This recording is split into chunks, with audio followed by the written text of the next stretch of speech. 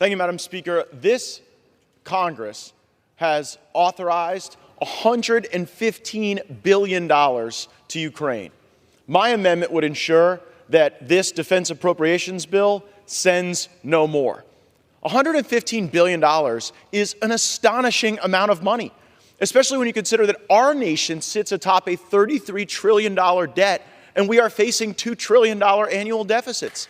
And it is not as if the $115 billion has brought this conflict any closer to an end. We all know that war sucks. People dying sucks. But at some point, we need to ask ourselves, how does sending billions of taxpayer dollars to Ukraine benefit the American people? How does it serve the best interests of Americans?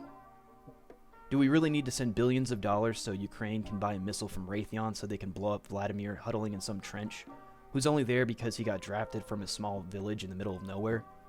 The most popular pro-aid argument I hear is simply a moral one. Russia bad, Putin evil, Ukraine innocent, people dying. The situation is a more complex and multifaceted one. It does require looking at all the facts and understanding the history and geopolitics of it.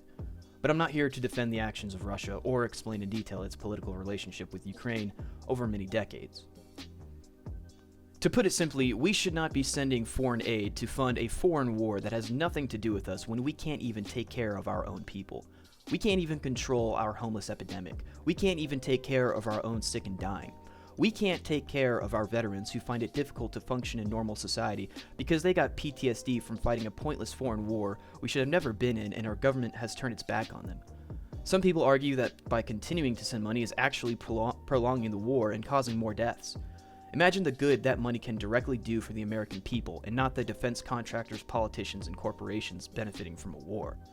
If your neighbor is starving, should you buy him food or send it overseas to fund a war over a territory dispute? Should we build more hospitals and bridges or more bombs and bullets? Should we invest that money into public healthcare subsidies so that people like Bob can finally get treatment for his cancer, or give it to Ukraine so that Raytheon can sell more bombs? If you found this video educational, entertaining, silly, or stupid, please leave a comment, like, and subscribe, and I'll see you peasants later.